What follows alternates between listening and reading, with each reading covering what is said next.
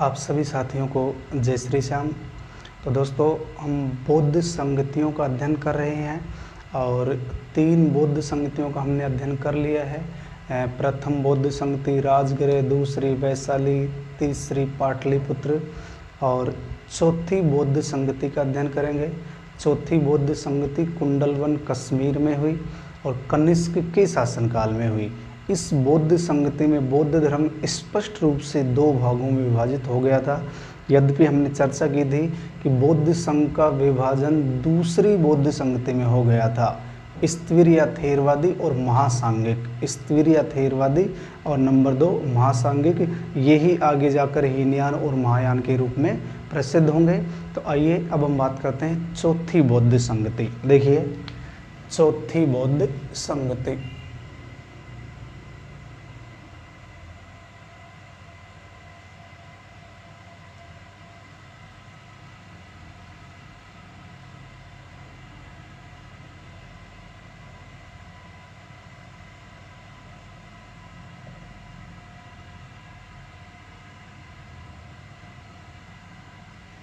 देखिए,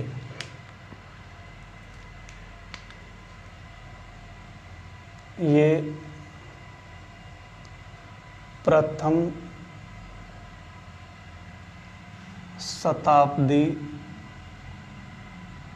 ईस्वी में हुई।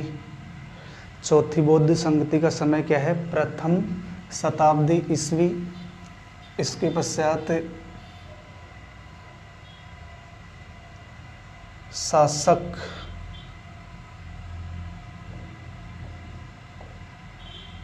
कनिष्क,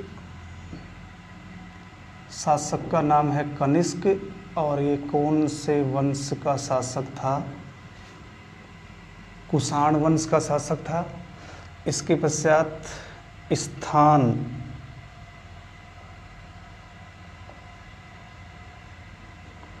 स्थान है कुंडलवन कश्मीर। तो चौथी बौद्ध संगति प्रथम शताब्दी ईस्वी में शासक कनिष्क कुषाण वंश का शासक है। स्थान है कुंडलवन कश्मीर। इसके अध्यक्ष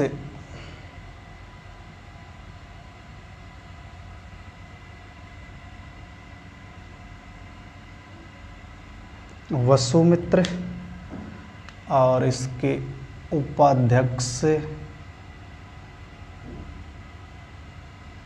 अश्वघोष। चौथी बौद्ध संगति के उपाध्यक्ष कौन थे? अश्वघोष। इसके पश्चात देखिए, हेनसांग व तारानाथ ने इस संगति का उल्लेख किया है।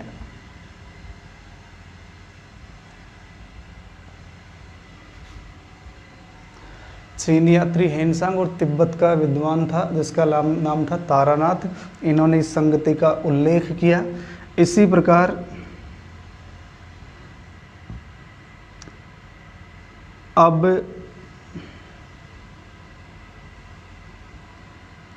बौद्ध धर्म स्पष्टतः 2 भागों में विभाजित हो गया। यानी इस बौद्ध संगति में बौद्ध धर्म स्पष्ट रूप से 2 भागों में विभाजित हो गया, जिसमें एक है आपका हीनयान और एक है महायान। तो दोस्तों, हमने बात भी की थी, ये जो स्थिविर या थेरवादी थे ये हीनयानी कहलाए और जो महासांगिक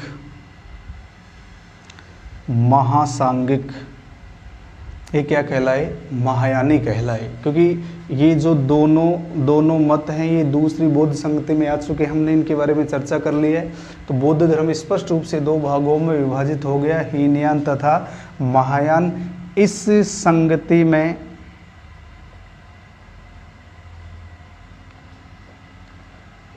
संगति में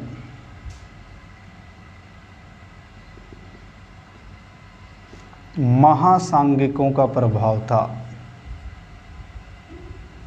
इस संगति में महासांगिकों का प्रभाव था। और दोस्तों अब जो बौद्ध धर्म है वो पाली के स्थान पर संस्कृत भाषा पर निर्भर हो गया।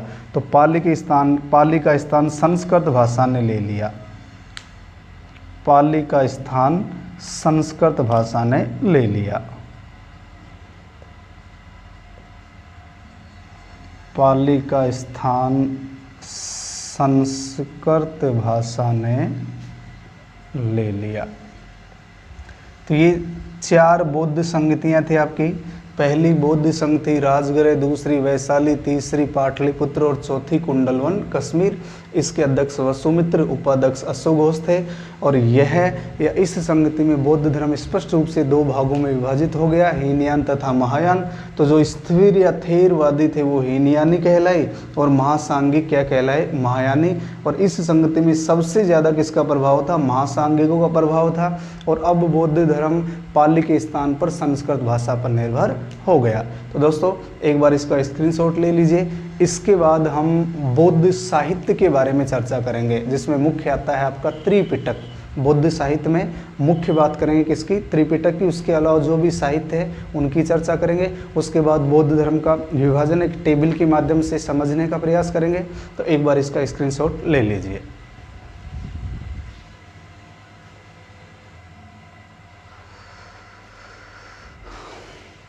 इसके पश्चात देखिए दोस्तों, अब हम बौद्ध साहित्य के बारे में चर्चा करेंगे।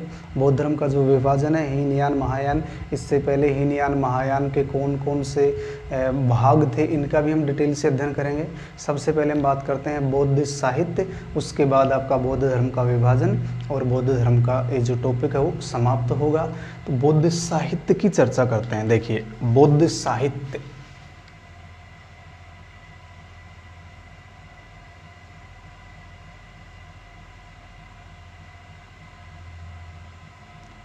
बौद्ध साहित्य।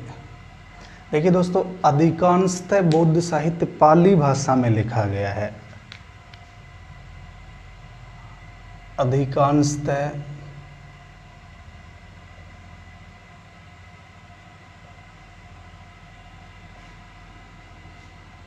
बौद्ध साहित्य पाली में लिखा गया, क्योंकि संस्कृत का जो महत्व है वो अभी हमने देखा चौथी बौद्ध संगति में देखने को मिलेगा और यहाँ तीसरे पिटक में देखने को मिलेगा। तो अधिकांशतः जो बौद्ध साहित्य वो कौन सी भाषा में लिखा गया, पाली भाषा में। और बौद्ध साहित्य में सर्वप्रथम हम चर्चा करते हैं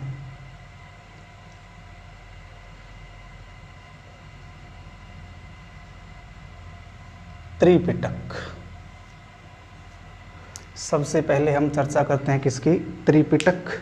तो दोस्तों पिटक का अर्थ होता है टोकरी।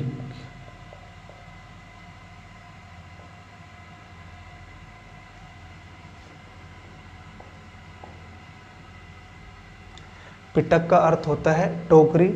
और 3 पिटक हैं, वो देखिए कौन कौन से पिटक हैं। नंबर 1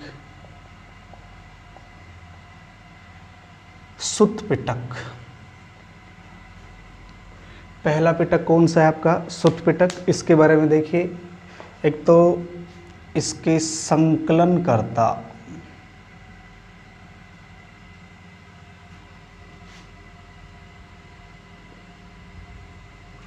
आनंद, इसके संकलनकर्ता कौन थे, आनंद। और इसमें हमें क्या क्या जानकारी मिलती है,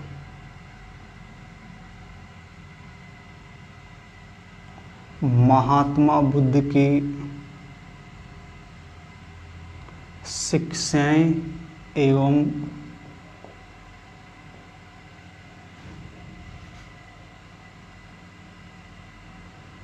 उपदेशों की जानकारी मिलती है। सुत्त पिटक के संकलनकर्ता कौन थे, आनंद। और इसमें महात्मा बुद्ध की शिक्षाएं एवं उपदेशों की जानकारी मिलती है। नंबर 2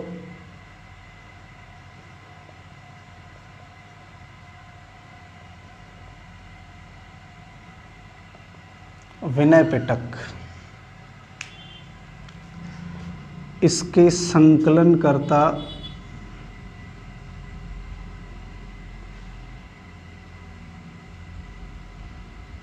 उपाली, इसके संकलनकर्ता कौन है? उपाली। और इसमें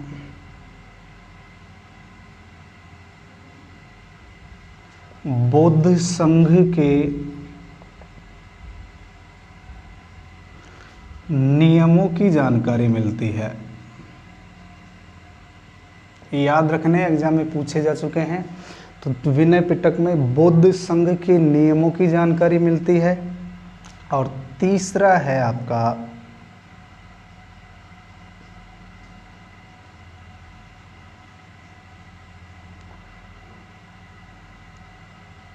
अभिधम्म पिटक,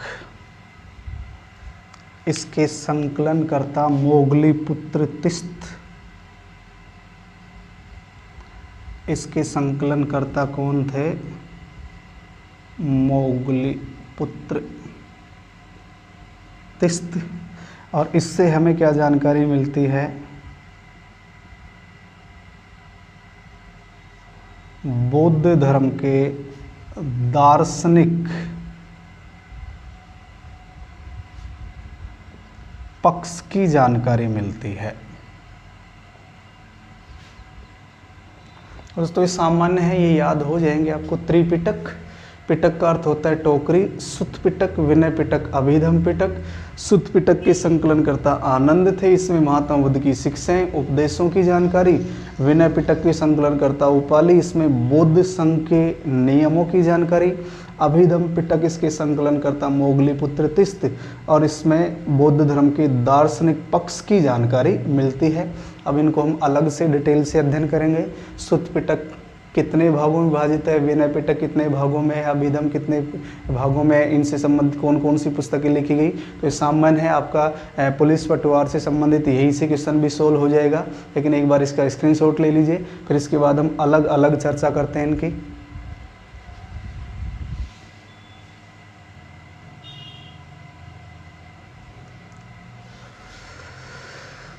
तो देखिए दोस्तों, हम त्रिपिटकों का डिटेल से अध्ययन कर रहे हैं। सामान्य 3 पिटक याद करने हैं, सुत्त पिटक, विनय पिटक और अभिधम्म पिटक। अब इनका हम अलग अलग अध्ययन कर रहे हैं। सबसे पहले हम बात करते हैं सुत्त पिटक की। सर्वप्रथम बात करते हैं सुत्त पिटक। ये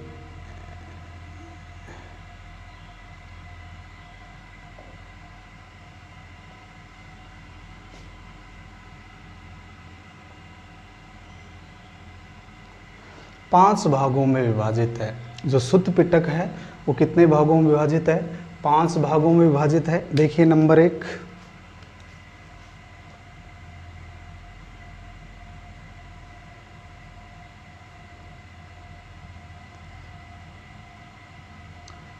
दीर्घ निकाय।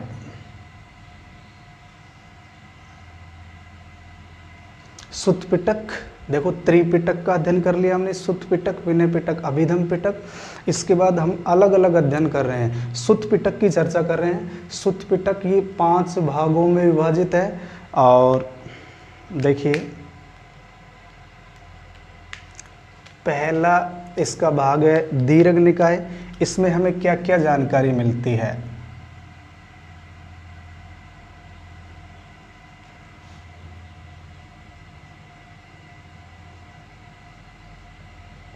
महात्मा बुद्ध की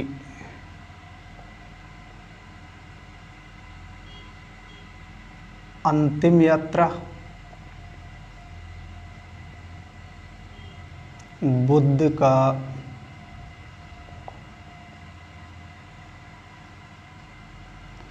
अंतिम भोज, यानी चुंद नामक लुहार के घर खाना खाया था। बुद्ध का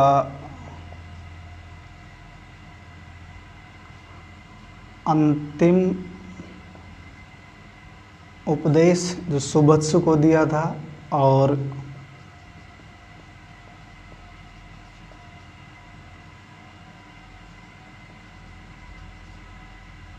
महापरिनिर्वाण की चर्चा मिलती है। तो दोस्तों सुत्त पिटक 5 भागों में विभाजित है। सुत्त पिटक कितने भागों में है? 5 भागों में। इसका पहला भाग हम पढ़ रहे हैं जिसका नाम है दीर्घ निकाय। दीर्घ निकाय में महात्मा बुद्ध की अंतिम यात्रा का वर्णन है, बुद्ध का अंतिम भोज का वर्णन है, बुद्ध का अंतिम उपदेश का वर्णन है और महापरिनिर्वाण की चर्चा है।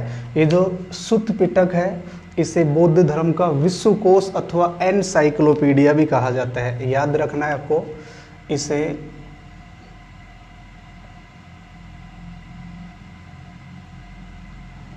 बौद्ध धर्म का विश्वकोश अथवा एनसाइक्लोपीडिया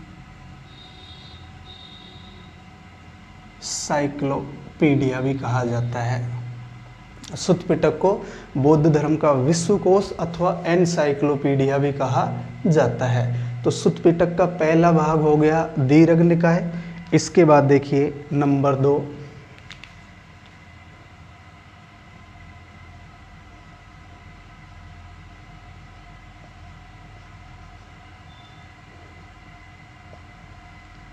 मध्यम निकाय।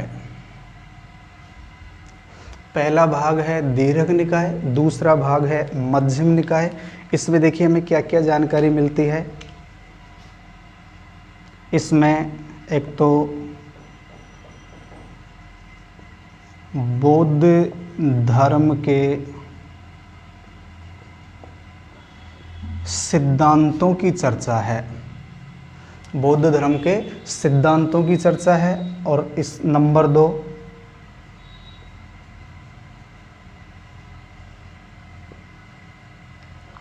महात्मा बुद्ध को एक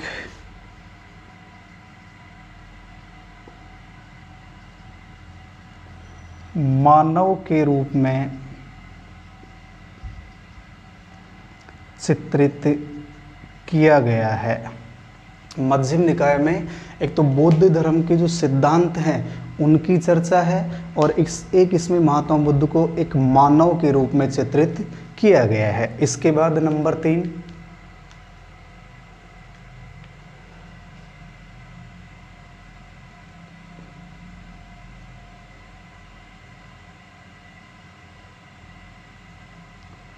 संयुक्त निकाय।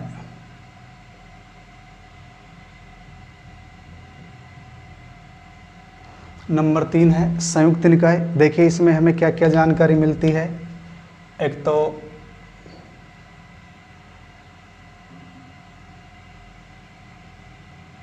मध्यम मार्ग,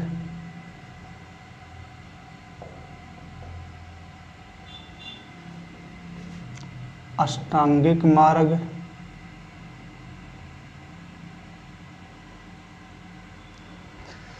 चार आर्य सत्य,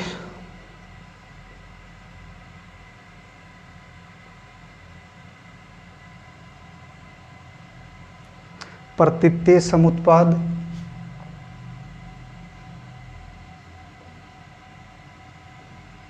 धर्म चक्र परिवर्तन।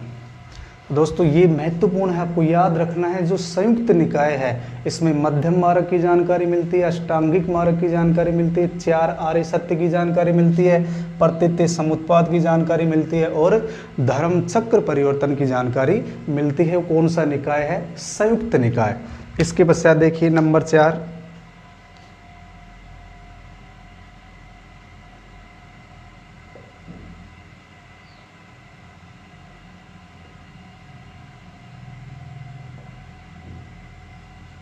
अंगुत्तर निकाय। इसके बाद नंबर 4 कौन सा है? अंगुत्तर निकाय। और इसमें 16 महाजनपदों की जानकारी मिलती है।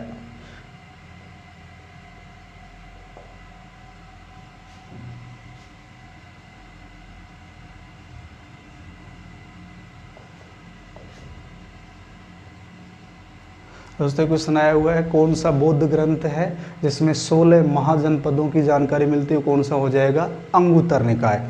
और अंत में है आपका खुद्दक निकाय।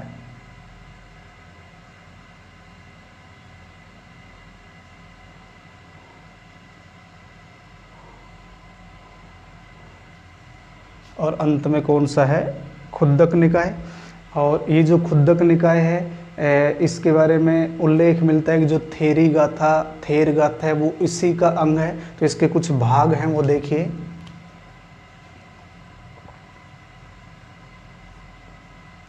भाग नंबर 1,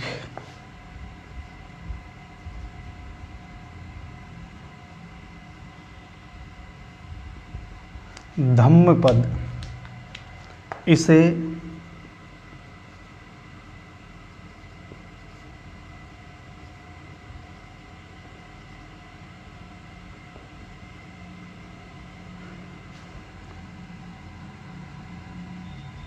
बौद्ध धर्म की भगवत गीता कहा जाता है। इसके कुछ भाग हैं, कुछ ग्रंथ हैं इससे संबंधित।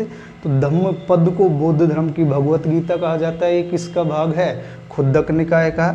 इसका एक भाग है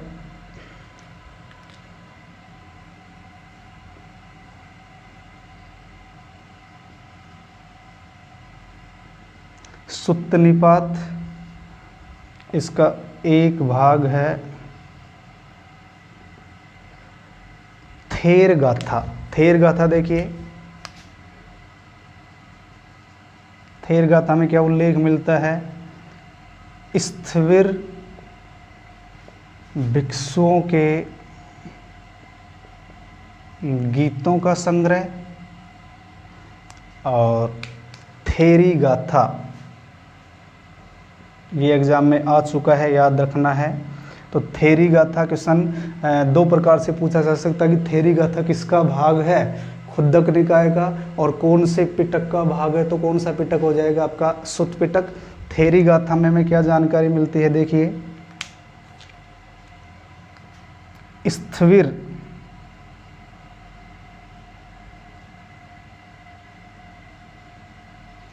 भिक्षुणियों के गीतों का संग्रह। स्थविर भिक्षुणियों के गीतों का संग्रह किसमें मिलता है, थेरी गाथा। तो दोस्तों एक बार पुनः देखिए, हम त्रिपिटक का अध्ययन कर रहे हैं। और त्रिपिटक में भी सबसे पहला पिटक हम पढ़ कौन सा, सुत्त पिटक। ये 5 भागों में विभाजित है। इसे बौद्ध धर्म का विश्वकोश या बौद्ध धर्म का एनसाइक्लोपीडिया कहा जाता है। ये 5 भागों में है। दीर्घ निकाय, इसमें महात्मा बुद्ध की अंतिम यात्रा, अंतिम भोज, अंतिम उपदेश और महापरिनिर्वाण की चर्चा है। मध्यम निकाय में बौद्ध धर्म के सिद्धांतों की चर्चा, और इसमें महात्मा बुद्ध को एक मानव के रूप में चित्रित किया गया। संयुक्त निकाय में देखिए क्या क्या जानकारी मिलती है, मध्यम मार्ग, अष्टांगिक मार्ग, 4 आर्य सत्य, प्रतीत्य समुत्पाद, धर्म चक्र परिवर्तन, इन सब की जानकारी कहाँ से मिलती है, संयुक्त निकाय से। अंगुत्तर निकाय, ये भी आपको याद रखना इंपॉर्टेंट है। इसमें हमें 16 महाजनपदों की जानकारी मिलती है। खुद्दक निकाय, इसके कुछ भाग हैं। धम्मपद, तो बौद्ध धर्म की भगवत गीता कहा जाता है। धम्मपद को बौद्ध धर्म की भगवत गीता कहा जाता है। सुत्त निपात, थेर गाथा, स्थविर भिक्षुओं के गीतों का संग्रह, और थेरी गाथा, स्थविर भिक्षुणियों के गीतों का संग्रह किसमें मिलता है, थेरी गाथा में। तो दोस्तों एक बार इसका भी स्क्रीनशॉट ले लीजिए।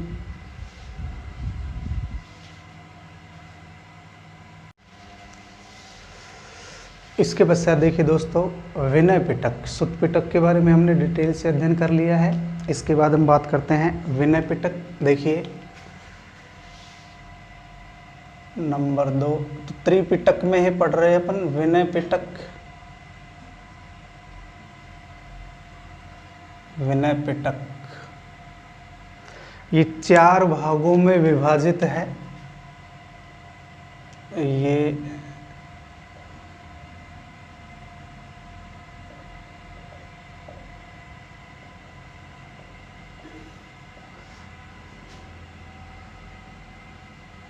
चार भागों में विभाजित है। देखिए कौन कौन से भाग हैं इसके।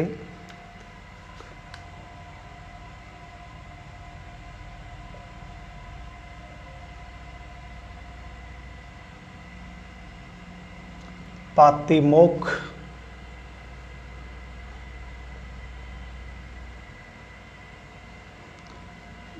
परिवार,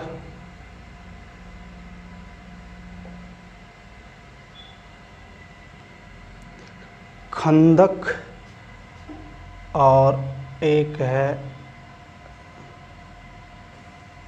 सुत विभंग। तो जो विनय पिटक है, विनय पिटक कितने भागों में विभाजित है? 4 भागों में, पातिमोक्ष, परिवार, खंदक और सुत विभंग। और तीसरा है आपका अभिधम्म पिटक। तीसरा पिटक कौन सा है? अभिधम्म पिटक।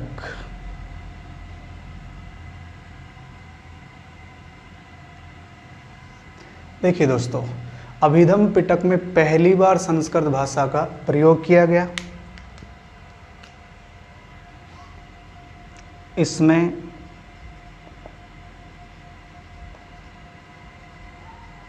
प्रथम बार संस्कृत भाषा का प्रयोग मिलता है। ये जो 2 पिटक है इनमें संस्कृत भाषा का उल्लेख नहीं मिलता है, इसमें संस्कृत भाषा का उल्लेख मिलता है। और इससे संबंधित कुल 7 ग्रंथ है, तो अपन कह सकते हैं कि 7 भागों में विभाजित है। ये कितने भागों में विभाजित है? और इससे संबंधित सबसे महत्वपूर्ण ग्रंथ है कथावस्तु। कथावस्तु क्योंकि 7 ग्रंथ हैं। कथावस्तु सबसे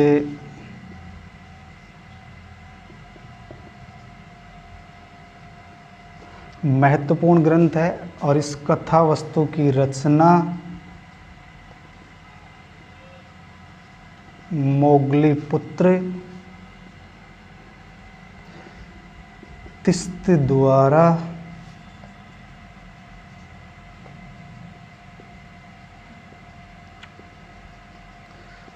तीसरी बौद्ध संगति में की गई।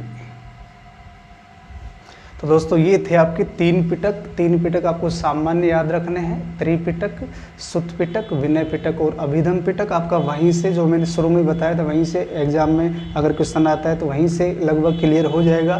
फिर भी अगर आपको डिटेल से पढ़ना है तो आप इन चीज़ों को भी देख लीजिए। हम बौद्ध साहित्य का अध्ययन करते हैं, इसी प्रकार कर रहे हैं। और बौद्ध साहित्य में कुछ और ग्रंथ हैं, कुछ अन्य विद्वान हैं जिनके बारे में भी अध्ययन करेंगे, जैसे दीपवंश और महावंश। इसके बाद हम बात करते हैं दीपवंश और महावंश। देखिए दीपवंश व महावंश, इनके बारे में देखिए। श्रीलंका से संबंधित है, तो इनकी रचना श्रीलंका में 4वीं-5वीं शताब्दी में हुई। की रचना श्रीलंका में 4वीं-5वीं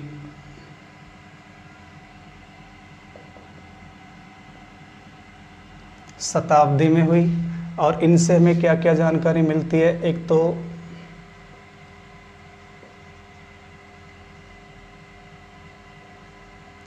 महात्मा बुद्ध के जीवन चरित्र की जानकारी मिलती है। इसी प्रकार भारत व श्रीलंका के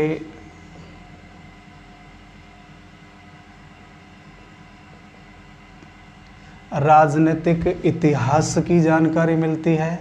और इसी प्रकार इसमें प्रथम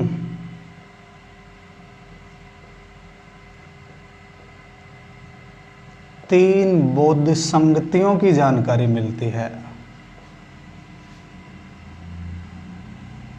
प्रथम जो 3 बौद्ध संगतियां हैं, अर्थात इसमें हमें चौथी बौद्ध संगति की जानकारी नहीं मिलती। प्रथम 3 बौद्ध संगतियों की जानकारी किससे मिलती है? दीपवंश और महावंश से। श्रीलंका में इनकी रचना हुई 4वीं-5वीं शताब्दी में। इसके पश्चात देखिए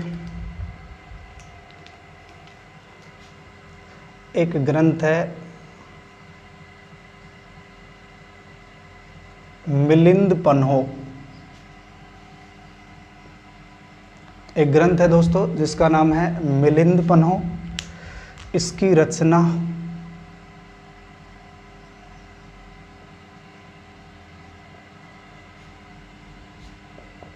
नागसेन द्वारा की गई। मिलिंद पन्नों की रचना किसके द्वारा की गई? नागसेन के द्वारा। और इसमें हमें क्या जानकारी मिलती है? बौद्ध, इसमें बौद्ध भिक्षु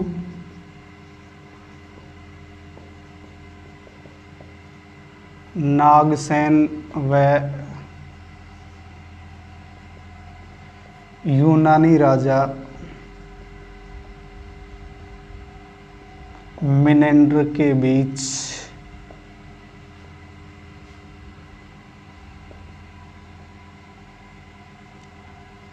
वार्तालाप की जानकारी मिलती है। मिलिंद पन्नो ये बौद्ध ग्रंथ है, इसकी रचना नागसेन के द्वारा की गई थी और इसमें बौद्ध भिक्षु नागसेन व यूनानी राजा मिनेंडर के बीच जो वार्तालाप की गई उसके बारे में जानकारी मिलती है।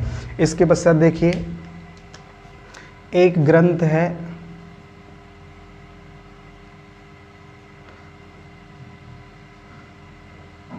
वैपुल्य शास्त्र। दोस्तों एक ग्रंथ है वैपुल्य शास्त्र, इसे महायानियों का आगम कहा जाता है। महायानियों का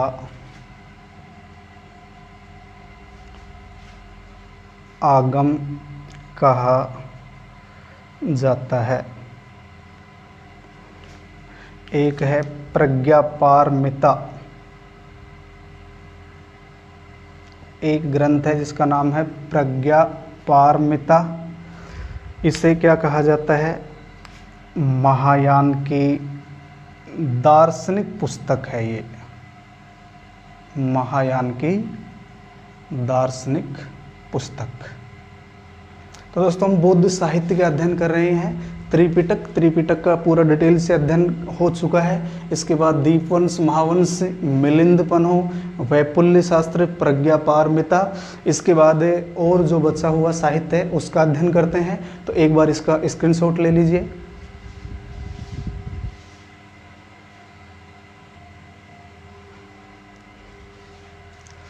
इसके पश्चात देखिए दोस्तों एक विद्वान है अश्वघोष। अश्वघोष की रचनाएं हैं जो बौद्ध साहित्य से संबंधित हैं, बौद्ध धर्म से संबंधित हैं। तो अब हम अश्वघोष के बारे में चर्चा करते हैं। अश्वघोष ये साहित्य का ही अध्ययन कर रहे हैं अपन।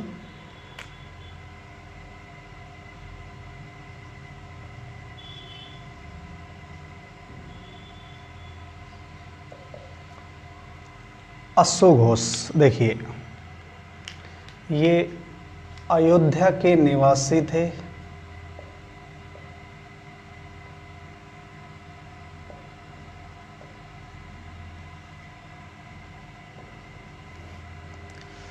कनिष्क के समकालीन, कुषाण वंश का शासक है।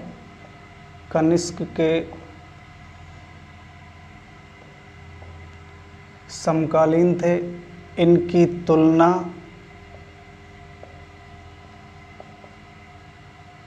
मिल्टन, गेटे व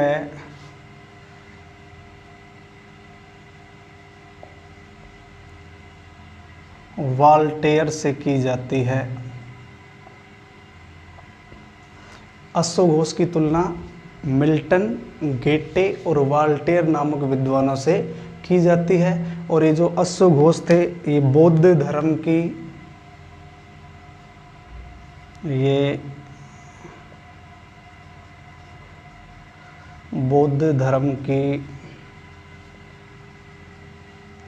महासांघिक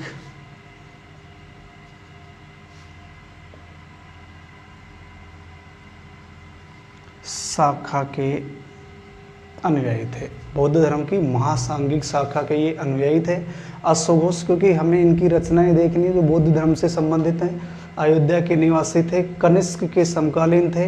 इनकी तुलना मिल्टन, गेटे व वाल्टेयर से की जाती है और ये बौद्ध धर्म की महासांघिक शाखा के अनुयायी थे। अब इनकी रचनाएं देखिए। इनकी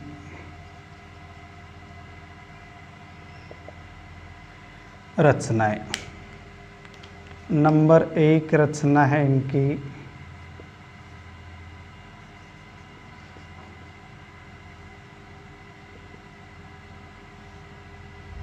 बुद्ध चरित्र अश्व घोष की एक रचना है जिसका नाम है बुद्ध चरित्र। अब बुद्ध चरित्र में देखिए हमें क्या क्या जानकारी मिलती है।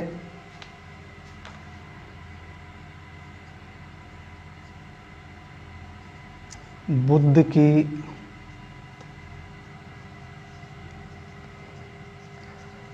जीवन शैली का वर्णन,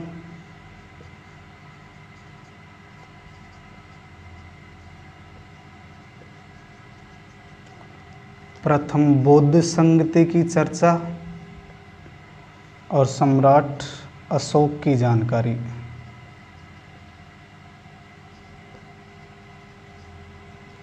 तो अश्व घोष की एक रचना है, रचना का नाम है बुद्ध चरित्र। तो एक क्वेश्चन यही बन गया आपका सामान्य कि बुद्ध चरित्र की रचना किसने की? अश्व घोष ने। इसमें बुद्ध की जीवन शैली का वर्णन है, प्रथम बौद्ध संगति की चर्चा है और सम्राट अशोक की इस पे चर्चा की गई है। इसके बाद है नंबर 2,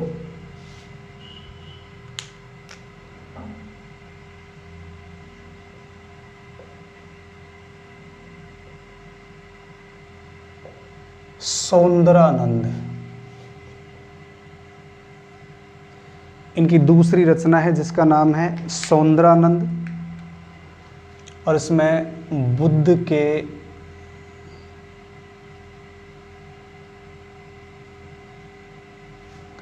सौतेले भाई नंद व उसकी पत्नी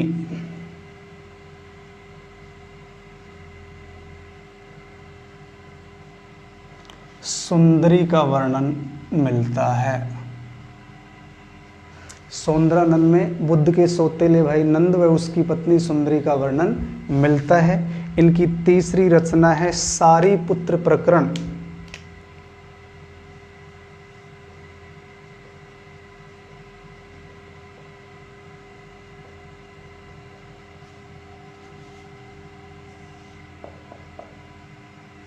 सारीपुत्र प्रकरण, इसमें देखिए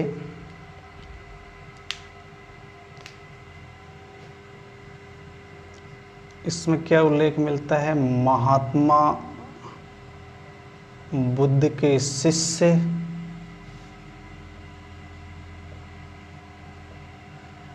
सारीपुत्र का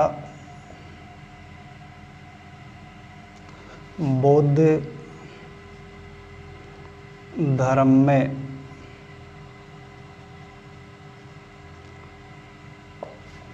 नाटकीय ढंग से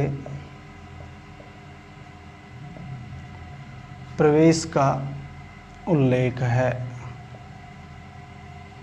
ये नाटकीय ढंग से सारीपुत्र महात्मा बुद्ध के शिष्य बनते हैं, बौद्ध धर्म में दीक्षित होते हैं। इसका नाटकीय ढंग से प्रवेश का उल्लेख मिलता है किसमें? सारीपुत्र प्रकरण में प्रकरण। तो ये इनकी रचनाएं हैं, बुद्ध चरित्र, सौंदरानंद और तीसरी रचना है सारीपुत्र प्रकरण। दोस्तों एक याद और रखना है आपको, जातक कथाएं।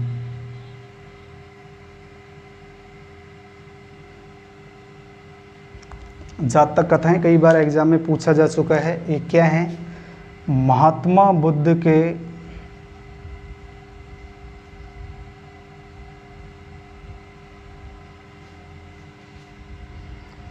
पूर्व जन्म की कहानियों का संग्रह। महात्मा बुद्ध के पूर्व जन्म की कहानियों का संग्रह क्या कहलाता है? जातक कथाएं। और इनकी संख्या